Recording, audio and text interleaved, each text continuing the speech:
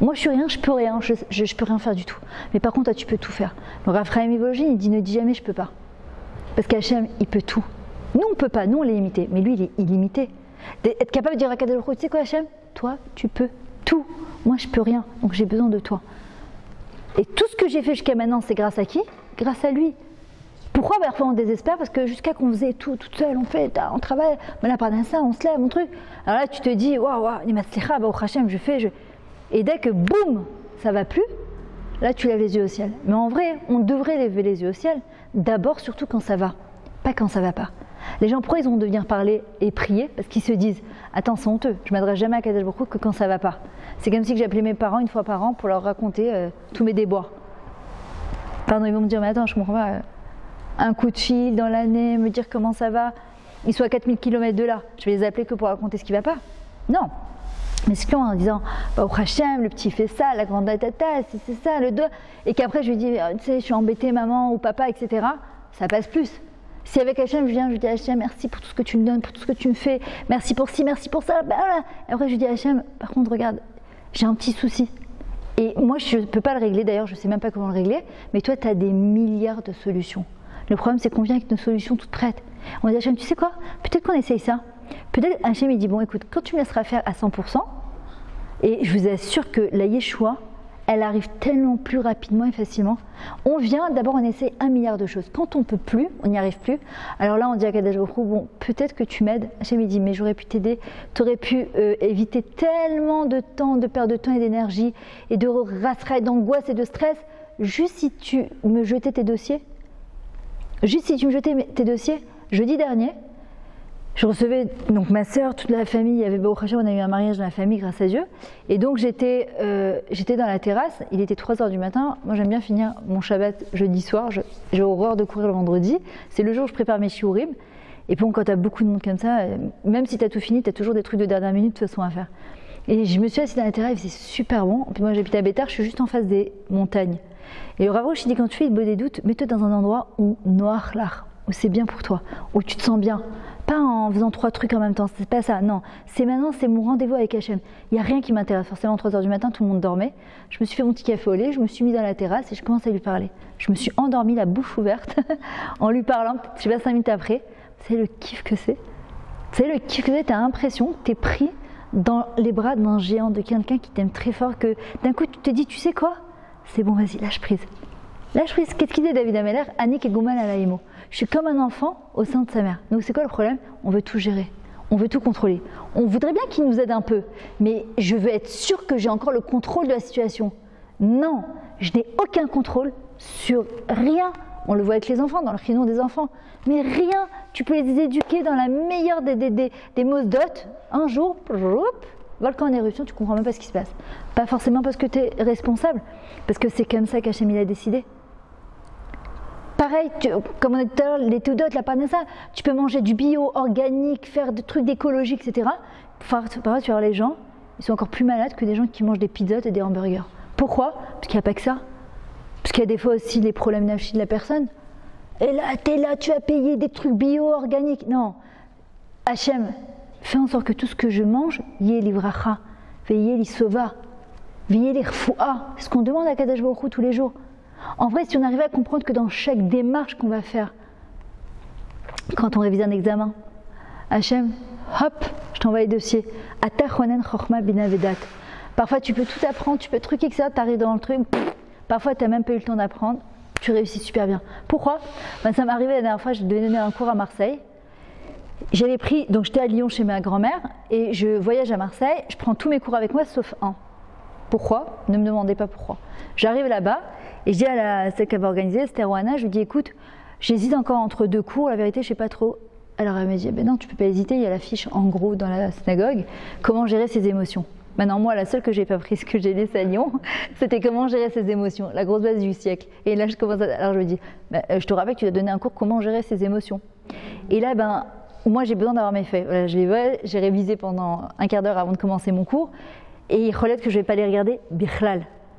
Parce que c'est Adonai, c'est Fatah, Tiftar, Pio, Fiagit et Atecha. Mais c'est comme une espèce de sécurité.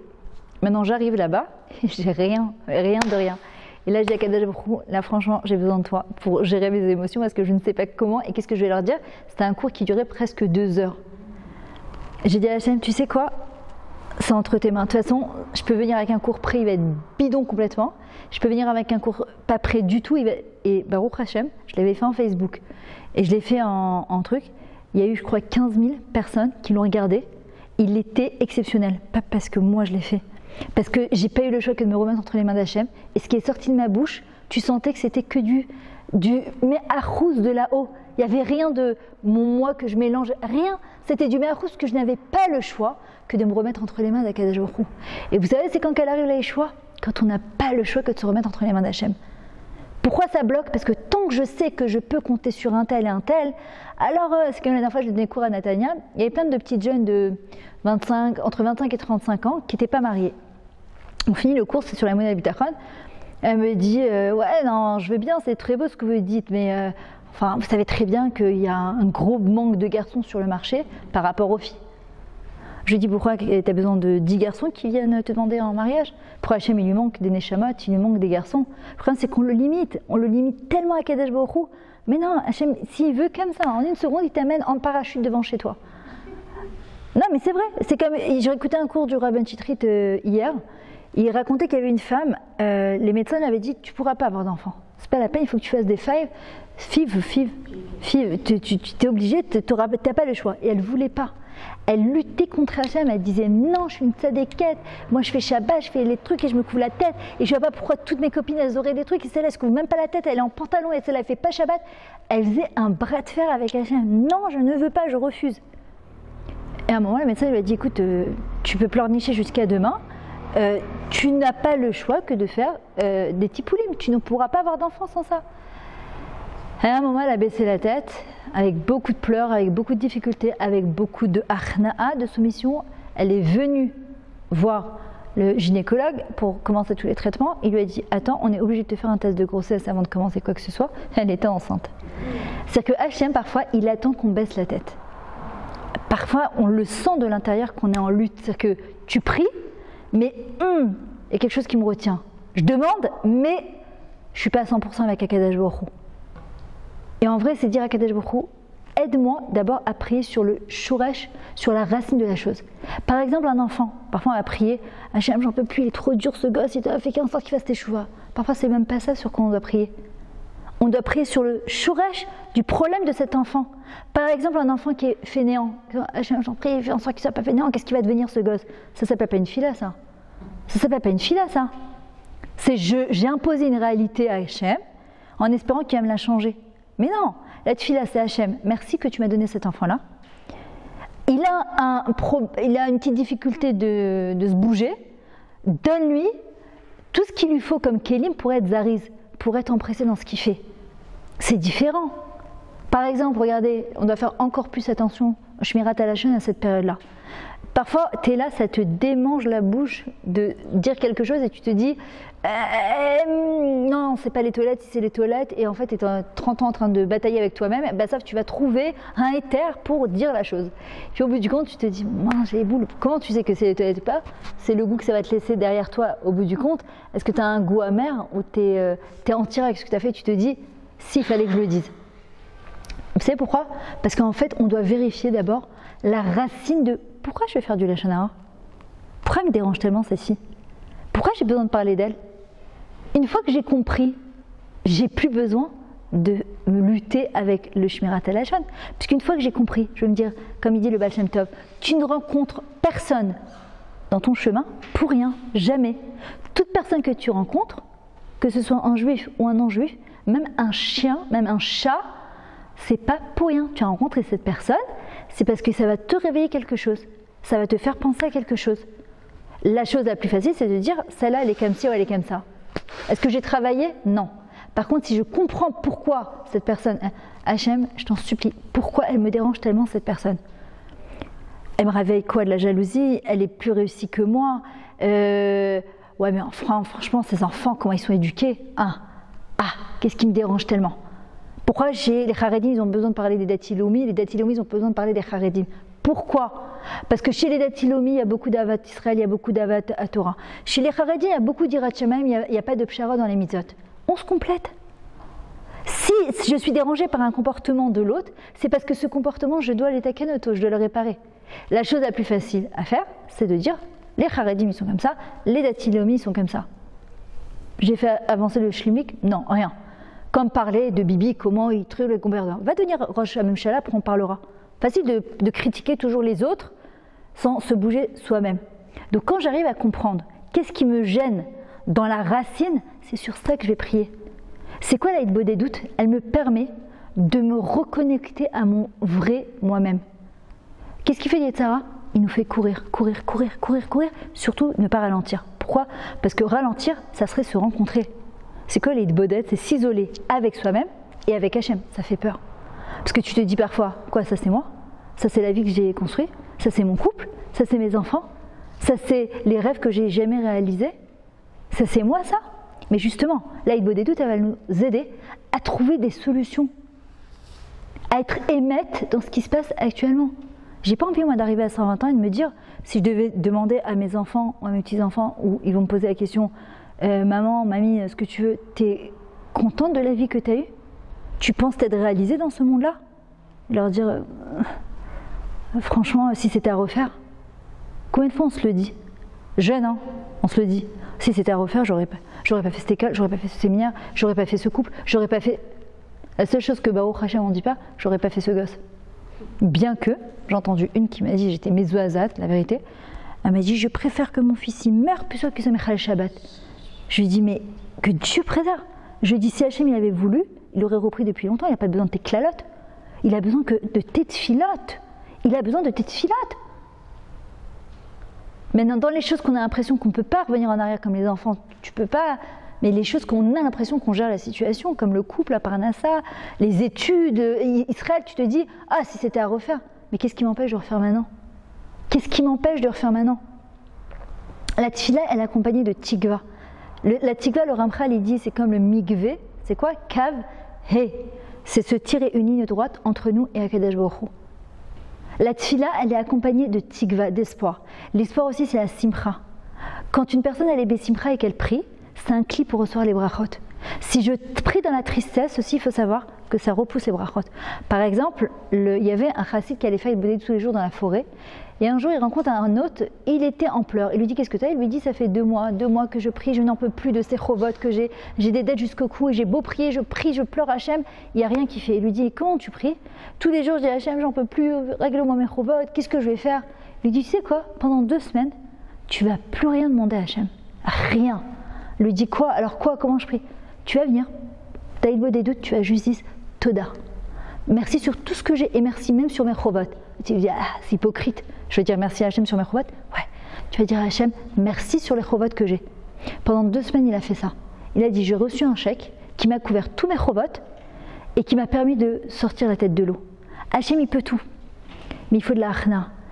Et il faut aussi, cette manière de prier, elle doit être accompagnée de tigva. Mais pas tigva, oh, j'espère mon Dieu que... Non, ça s'appelle pas la tigva, ça s'appelle la rasra. C'est pas la tigva. La tigva, c'est kilou.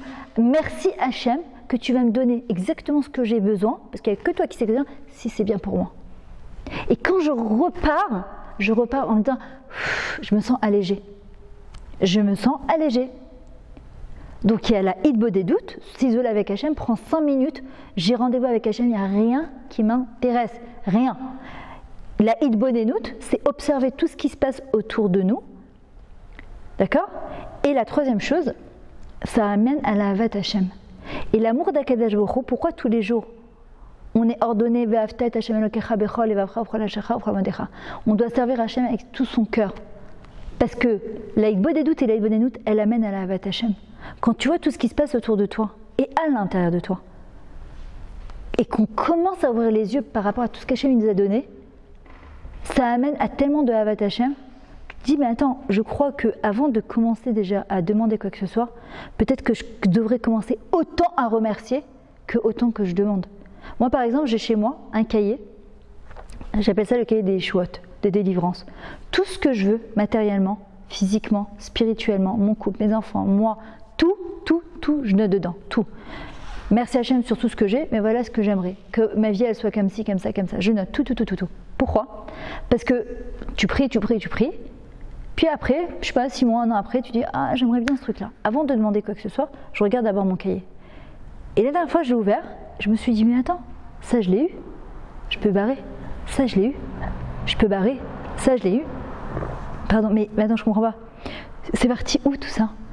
Combien t'as demandé? D'abord, ça te ramène de la simcha.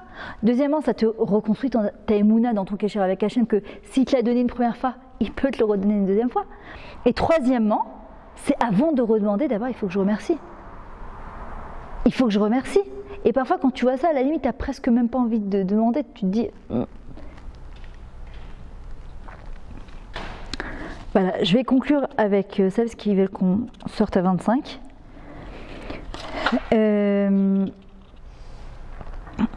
Voilà, quand j'ai l'impression, parfois j'ai prié, j'ai demandé et que j'ai l'impression qu'Hachem il m'écoute pas du tout, j'ai que l'impression parce qu'il y a marqué Vatfilot, Enot, Shavot, Rekam. Il n'y a aucune fila qui revient vide.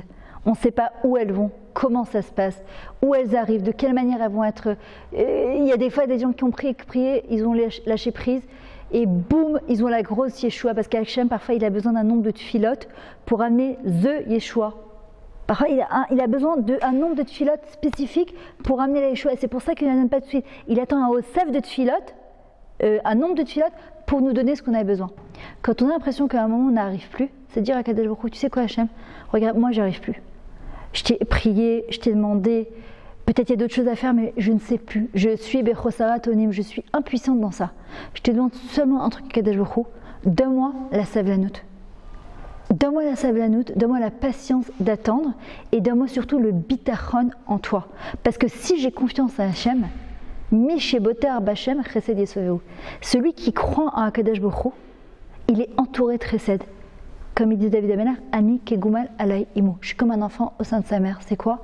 Je m'inquiète pas quand on va me changer la couche, quand on va me donner son biberon, quand il sait exactement qu'on va le doucher en temps et en heure. David Amelach, il dit, on doit se sentir exactement pareil dans les mains d'Akadosh Baruch Hu. Et c'est pour ça que la chose la plus dure à travailler, mais la plus moïla, c'est le bitachon.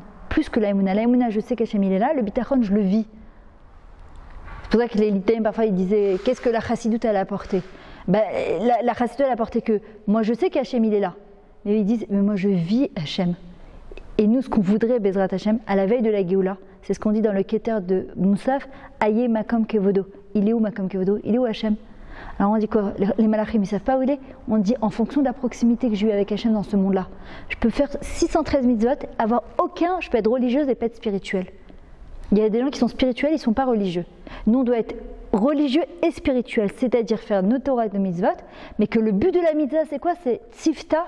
En araméen, c'est faire équipe avec Hachem. Comme il a fait Avraham Avinu, la chaîne Lehi Baram. Il a redonné une dimension au monde. Il a dit à Hachem, moi j'ai 3 ans, je viens de te découvrir, mais moi je serai ton associé. On peut lui dire, oh, tu te crois où là? Oved Avodazara, fils de Terrar, qui c'est que t'es? 3 ans, un petit gamin comme ça. Il dit, le méchané, c'est pas important. Qui je suis, d'où je viens et le chinour que j'ai. Moi, je serai associé dans le projet de la Géoula. Et ce que j'envoie dans mon statut tous les jours sur WhatsApp l'Ineda, c'est un point à travailler. Par exemple, dimanche, elle dit, on fait des compliments à tous ceux qu'on aime, à tous ceux qui nous entourent. On ne doit pas attendre à Shalom que... Non, on fait un compliment et surtout à ceux avec qui on a le plus de mal. Aujourd'hui, c'était en positive. C'est-à-dire que si je veux dire à quelqu'un, par exemple, à mon mari, pourquoi tu ne m'as pas acheté le lait, par exemple? Est-ce que tu crois que ce serait possible d'acheter du lait? Un enfant, pourquoi tu ne t'es pas encore douché? S'il te plaît, je te demande de rentrer dans la douche. C'est de positiver, de rechanger sa manière. Et tous les jours, je travaille sur un point. En tout cas, celles qui veulent recevoir les petites capsules du jour ou les statuts, vous avez qu'à m'envoyer un WhatsApp, c'est 052 52 01 474. 052 52 01 474, ou bien vous me donnez votre numéro et je vous rends dans le groupe Bezrat Hachem. Voilà, en tout cas, merci beaucoup. Celles qui sont intéressées, j'ai des livres et j'ai des disques à moi. C'est 40 shekels le disque avec plein de cours dedans. Et ça me permet en même temps de faire tourner le site. En tout cas, merci beaucoup. Je ne sais pas par où vous êtes arrivés. En tout cas, si vous êtes intéressés qu'on continue dans la synagogue de Eric Beleich, voilà, vous essayez de me le faire savoir. Comme ça, on peut essayer de continuer d'avoir... Ah, c'est toi qui as diffusé? Bah, merci beaucoup en tout cas. Bezrat Hachem, que ça t'amène que du srout. Bekef et